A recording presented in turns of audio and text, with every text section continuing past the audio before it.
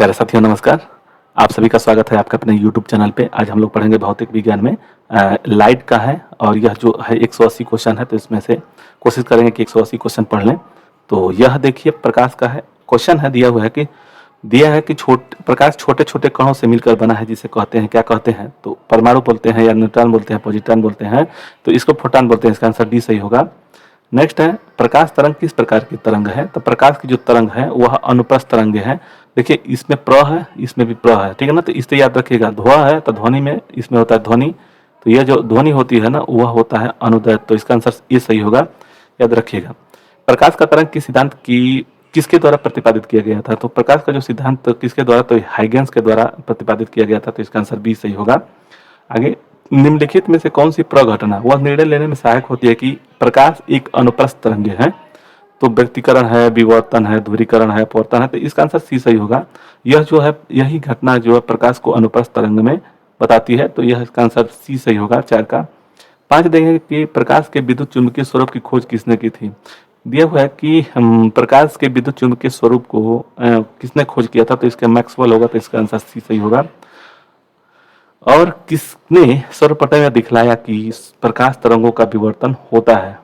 किसने प्रकाश का तरंग का विवर्तन होता है? तो किसने बताया था? ग्रेमाल्डी, यंग, मैक्सवेल या फोकाल्ट ने। तो इसका आंसर ए सही होगा, ग्रेमाल्डी ने बताया था। आगे, प्रकाश विद्युत प्रभाव का प्रतिपादन किसने किया था? तो प्रकाश विद्युत प्रभाव का प्रतिपादन आइंस्टीन ने किया था। तो इसका आंसर सी सही होगा। निम्नलिखित में कौन सी घटना प्रकाश और ध्वनि दोनों में घटित नहीं होती है? अच्छा, दिया है कि प्रकाश और ध्वनि में दोनों में घटित नहीं होती है, यानी कि और इसमें से घटित होता होगा, एक घटित नहीं होता है। तो वह क्या है? तो वह ध्रुवन है। ध्रुवन जो है वह ध्रुवन जो है घटित नहीं होता है प्रकाश और ध्वनि में। विवर्तन, परावर्तन, अपवर्तन ये दोनों घटित होते हैं, विवर्तन नहीं होता है। 9 नंबर क्वेश्चन है, किसी अवरोध की कोर यानी किनारे में प्रकाश का मुड़ना कहलाता है? विक्षेपण, विवर्तन, अपवर्तन, व्यतिकरण। तो इसका आंसर क्या हो जाएगा? इसका आंसर विवर्तन होगा, तो इसका आंसर बी सही होगा। निम्नलिखित में से कौन सा सिद्धांत प्रकाश की तरंग प्रकृति की पुष्टि करता है? प्रकाश के तरंग प्रकृति की पुष्टि करता है। तो यह दिया हुआ न्यूटन का कणिका सिद्धांत, व्यतिकरण का सिद्धांत, प्रकाश का विद्युत चुम्बकीय तरंग सिद्धांत, इनमें से कोई नहीं। तो 10 का आंसर क्या हो जाएगा? 10 का आंसर बी सही हो जाएगा, व्यतिकरण का सिद्धांत। नेक्स्ट है, प्रकाश विकिरण की प्रकृति होती है तरंग के समान, कण के समान, तरंग और कण दोनों के समान, और तरंग और कण के समान नहीं। तो इसका आंसर सी सही होगा। जो प्रकाश जो विकिरण हो इसकी प्रकृति होती है तरंग और कण दोनों के समान होता है। प्रकाश के चिकने पृष्ठ से टकरा कर वापस लौटने की घटना को क्या कहते हैं? तो इसको अपवर्तन कहेंगे, परावर्तन कहेंगे, विवर्तन कहेंगे, प्रकीर्णन। तो किसी सतह से टकरा कर वापस आती है तो उसको परावर्तन बोलते हैं। तो 12 का आंसर बी सही हो जाएगा, परावर्तन बोलेंगे। आगे, प्रकाश के ध्रुवण की घटना में यह सिद्ध होता है कि प्रकाश की तरंगे ध्रुवण की घटना से यह सिद्ध होता है कि प्रकाश की जो तरंगे हैं वो कैसी है? तो वह है अनुप्रस्थ तरंगे, और ध्रुवण के ही कारण, प्रकाश के ध्रुवण के ही कारण उसको हम समझते हैं कि वह अनुप्रस्थ तरंगे हैं। आगे देखेंगे कि सूर्य लगभग 4 × 10⁻26 प्रति जूल प्रति सेकंड की दर से ऊर्जा दे रहा है।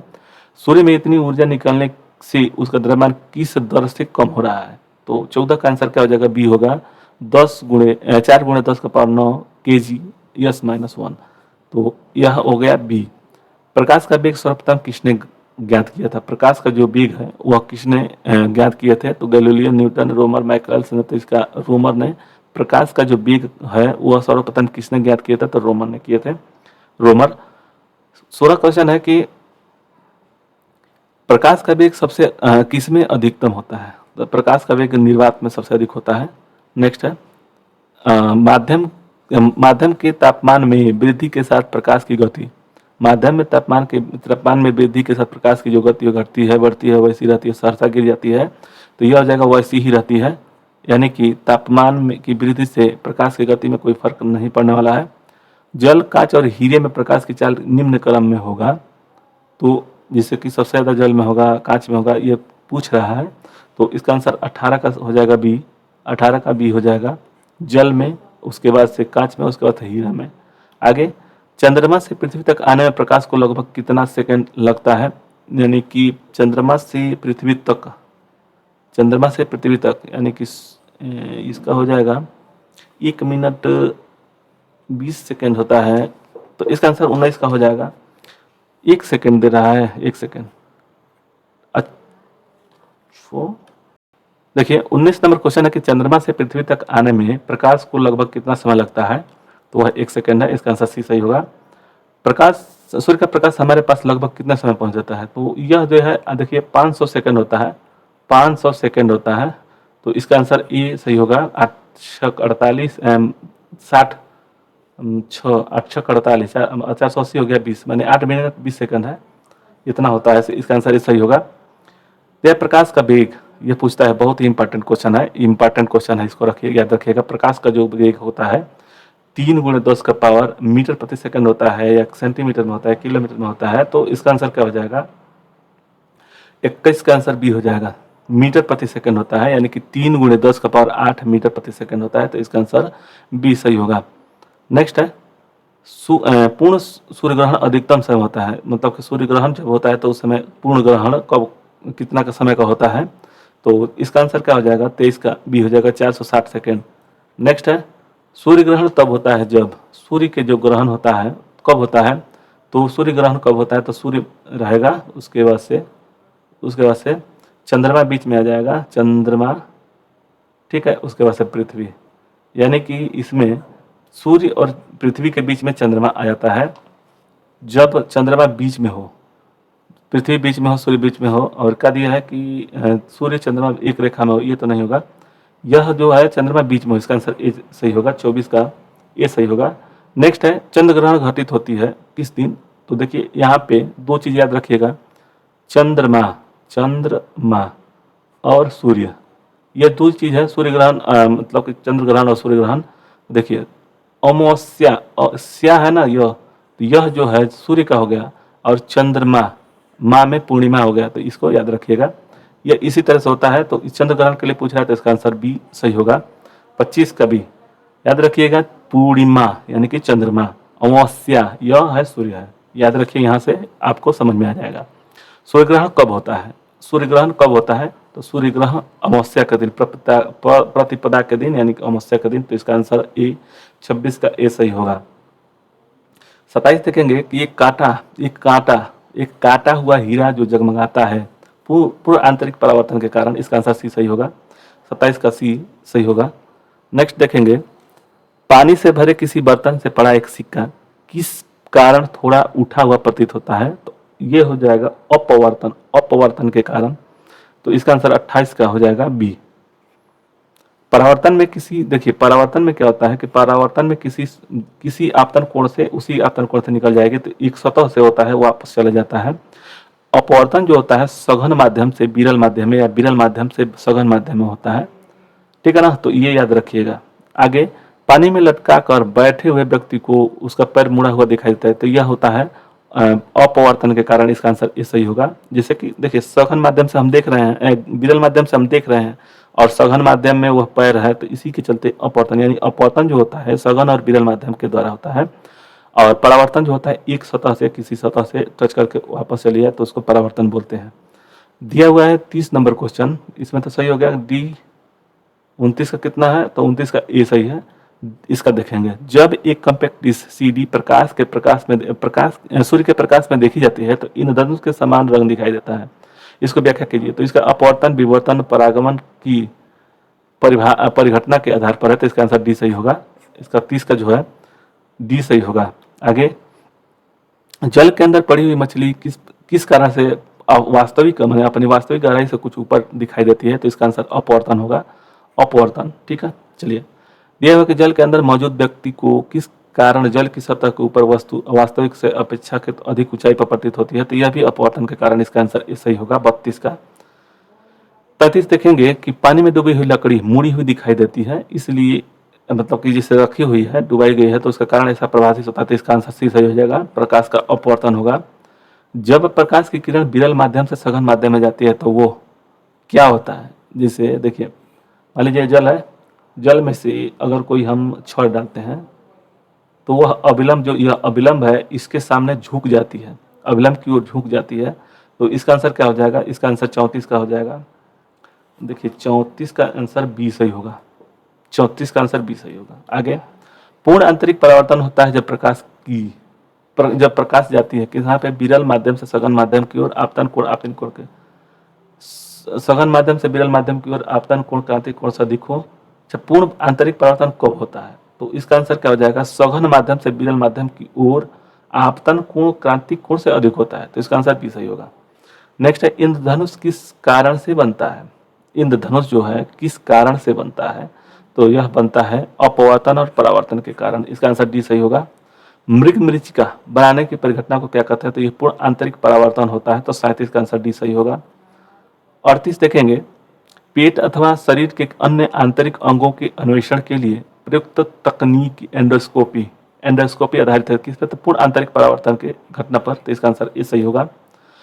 39 देखेंगे, तरल से भरे हुए बीकर का तल किस कारण से ऊपर उठा दिखाता है? यह हो जाएगा अपवर्तन के कारण। यह आपको पता होना चाहिए। देखिए, सूर्य के प्रकाश का आंतरिक परावर्तन हो सकता है यदि सूर्य के प्रकाश का आंतरिक परावर्तन हो सकता है यदि वायु से कांच में जाए, वायु से जल में जाए, कांच से वायु में जाए और जल से कांच में जाए। तो इसका आंसर क्या हो जाएगा? 40 का सी हो जाएगा, कांच से वायु में जाए। इसका आंसर सी सही होगा। चटका हुआ कांच चमकीला प्रतीत होता है। तो इसका कारण क्या है? अपवर्तन है, परावर्तन है, व्यतिकरण है, पूर्ण आंतरिक परावर्तन है। तो इसका आंसर पूर्ण आंतरिक परावर्तन है। इसका आंसर डी सही होगा। इंद्रधनुष तब बनते हैं जब सूर्य का प्रकाश, देखिए यह एक चीज है कि सूर्य के प्रकाश के वो कभी भी विपरीत में बनता है, ठीक। और एक चीज और है कि अपवर्तन आंतरिक परावर्तन के कारण होता है। तो इसका आंसर ये सही होगा। वो देखिए, वायुमंडल में वर्षा के बूंदों के गिरने से अपवर्तन और आंतरिक परावर्तन के कारण से होता है। तो इसका आंसर ए सही होगा। इंद्रधनुष में कितने रंग होते हैं? तो इसका आंसर आप लोग जानते होंगे। इसका आंसर ए सही होगा। प्रकाशीय फाइबर किस सिद्धांत पर कार्य करता है? प्रकाशीय फाइबर किस सिद्धांत पर? तो इसका आंसर 44 का डी सही होगा। संबंधित माध्यम युग्म के क्रांतिक कोण से अधिक आपतन कोण का सघन से विरल की ओर जाने वाली प्रकाश की किरण क्या कहलाती है? तो सघन से विरल की ओर जाने वाले प्रकाश को क्या कहते हैं? तो इसका आंसर क्या हो जाएगा? इसका आंसर बी हो जाएगा, समग्र आंतरिक परावर्तन होगा। दिया हुआ कि निम्नलिखित में से विचार कीजिए और दृष्टि जिसमें दिया हुआ कि कोई व्यक्ति दूरस्थ वस्तु को स्पष्टता नहीं देख पाता है तो उसको क्या कहते हैं? मतलब नहीं देख पाता है। और जब कोई व्यक्ति निकट वस्तु को स्पष्टता नहीं देख पाता है। अच्छा, यह दिया है ना कि निम्नलिखित कथनों से यहाँ क्वेश्चन है, यह दृष्टि का एक दोष है, दीर्घ दृष्टि कहते हैं, दीर्घ दृष्टि। तो इसका आंसर क्या हो जाएगा? आंख के निकट में बेस को दूर हट जाता है। तो इसमें 46 का आंसर क्या हो जाएगा? डी हो जाएगा। 2 और 3 सही है, 2 और 3 सही है। नेक्स्ट है, यौगिक सूक्ष्मदर्शी क्या होता है? यौगिक सूक्ष्मदर्शी क्या होता है? तो इसका आंसर बी सही होगा। नेक्स्ट है, किसके कारण आकाश नीला दिखाई देता है? प्रकीर्णन के कारण। 48 का आंसर क्या हो जाएगा? सी, ठीक है। आगे, जब प्रकाश किरण एक माध्यम से दूसरे माध्यम में जाती है तो क्या होगा? तरंग दैर्घ्य समान रहती है, आवृत्ति समान रहती है, आवृत्ति बढ़ जाती है, तरंग दैर्घ्य बढ़ जाती है। तो जब प्रकाश का किरण एक माध्यम से दूसरे माध्यम में जाती है तो यह आवृत्ति समान बनी रहती है। आकाश नीला दिखाई पड़ता है क्योंकि नीले प्रकाश का प्रकीर्णन सबसे अधिक होता है। तो इसका आंसर ए सही होगा। 50 का ए सही होगा। वातावरण में प्रकाश का विसरण निम्नलिखित में से किस वजह से होता है? वातावरण में प्रकाश का विसरण किस वजह से होता है? तो यह होता है धूल कण के कारण। नेक्स्ट है, चंद्र सतह पर एक प्रेक्षक को दिन के समय आकाश दिखाई देगा, हल्का पीला नीला। अच्छा, चंद्र सतह पर से एक प्रेक्षक को दिन में सतह में आकाश दिखाई देगा, कैसा दिखाई देगा? तो देखिए, अंतरिक्ष में जब जाएंगे तो अंतरिक्ष में हम लोग जब भी देखेंगे तो वह काला दिखाई देगा। इसका आंसर डी सही होगा।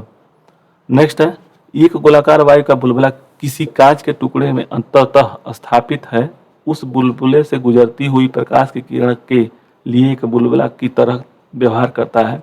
कौन सा? अभिसारी है, अपसारी है, समतल अभिसारी है, समतल अभिसारी है, अभिसारी और अपसारी। तो इसका आंसर 53 का हो जाएगा बी, अपसारी। आगे, यातायात सिग्नलों में लाल प्रकाश का प्रयुक्त किया जाता है क्योंकि इसका कारण क्या है? तो खून का रंग लाल होता है, इसमें 50 लाल रंग का प्रक्षेपित कम होता है। प्रक्षेपित मतलब कि बिखराव, इसका प्रकीर्णन बहुत कम होता है। इसका आंसर सी सही होगा। 54 का आंसर सी सही होगा। समुद्र नीला प्रतीत होता है, समुद्र नीला प्रतीत होता है, तो इसका कारण क्या है? तो इसका कारण है कि आकाश के परावर्तन और जल के कणों द्वारा प्रकाश के प्रकीर्णन के कारण, तो इसका आंसर बी सही होगा। सूर्यास्त सूर्योदय और सूर्यास्त के समय वायुमंडल में लालिमा किस प्रकार से छा जाती है? कारण किस कारण से?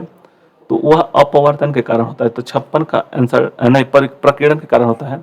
दिया कि सूर्योदय और सूर्यास्त के समय अच्छा वायुमंडल में लालिमा किस कारण से आ जाता है, छा जाता है? लालिमा जो होता है प्रकाश के प्रकीर्णन के द्वारा होता है, तो इसका आंसर डी सही होगा। नेक्स्ट है, इंद्रधनुष में किस रंग का विक्षेपण अधिक होता है? विक्षेपण इंद्रधनुष में विग्योर, भी विग्योर, तो इसका आंसर 57 का हो जाएगा ए, भी विग्योर। इसका विक्षेपण जो होता है सबसे ज्यादा बैगनी का होता है, सबसे कम कितना किसका होता है? तो वह होता है लाल का। लाल का तरंग दैर्ध्य अधिक होता है लेकिन विक्षेपण कम होता है, ठीक है ना, तो इसीलिए उसको सिग्नल में लगाया जाता है। तो इसका आंसर क्या हो जाएगा? इंद्रधनुष किस रंग का विक्षेपण सबसे अधिक होता है? तो वह होता है बैगनी का। आगे, तारे आकाश में वास्तव में से जितनी ऊंचाई पर होते हैं उससे अधिक ऊंचाई पर प्रतीत होता है, तो यह अपवर्तन, वायुमंडलीय अपवर्तन के कारण होता है। तो इसका आंसर क्या हो जाएगा? 58 का। 58 का ए सही है। नेक्स्ट है, सूखा बालू चमकीला क्यों दिखाई देता है जबकि गीला बालू घुतिहीन होता है?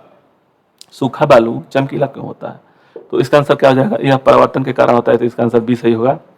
परिस्कोप बनाने में निम्नलिखित में से कौन सा एक प्रयुक्त होता है? परिस्कोप बनाने के लिए लेंस का तो कौन सा? तो अवतल लेंस, अवतल दर्पण, अवतल लेंस 60 का, अवतल समतल दर्पण का प्रयोग किया जाता है। यानी कि परिस्कोप बनाने के लिए किसका प्रयोग होता है? तो समतल दर्पण का, तो इसका आंसर सी सही होगा। साबुन के पतले झाग में चमकदार रंगों का बनना किस परिघटना पर परिणाम है?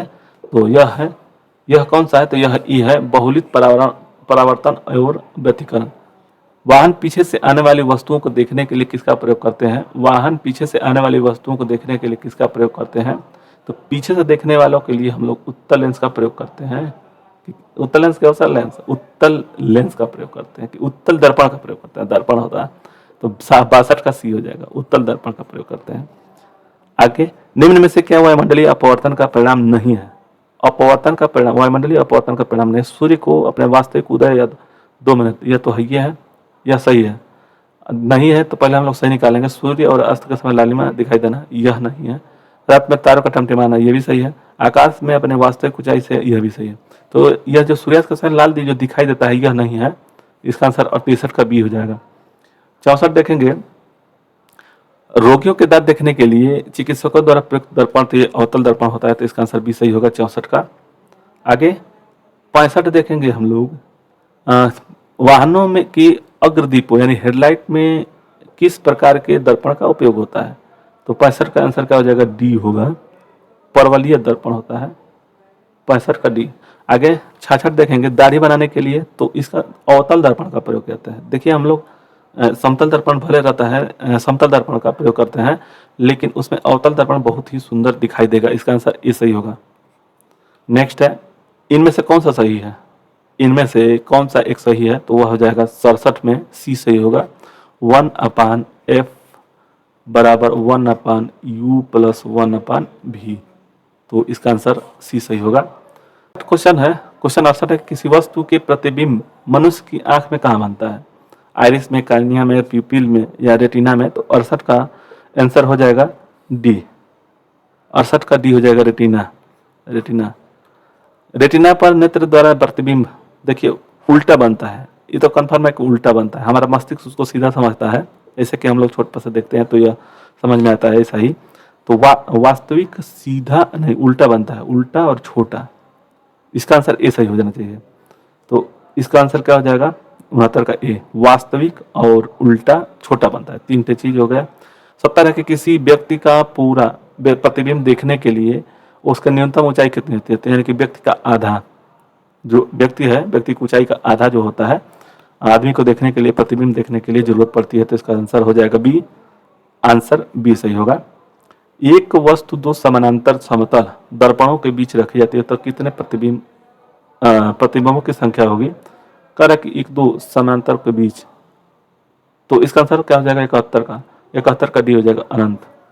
नेक्स्ट है, 2 समतल दर्पणों को 90 डिग्री पर रखा जाता है तो उसका मध्य मोमबत्ती जल, तो देखिए इसका क्या होता है? 360 बाई थीटा होता है ना, 360 बाई थीटा। तो यह हो जाएगा, मान लीजिए थीटा की जगह पर अगर 9 तो 9 चौके 36, 4, ठीक, 9 चौके 36, तो 72 का आंसर क्या हो जाएगा? बी।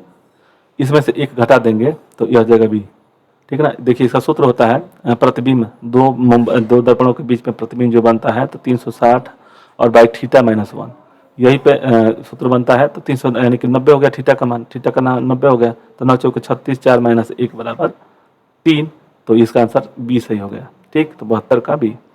आगे हम लोग देखेंगे समतल दर्पण की सहायता से किसी वस्तु को तीन प्रतिबिंब प्राप्त करने के लिए, अभी से पहले वाले में पढ़े थे तो 90 डिग्री होगा।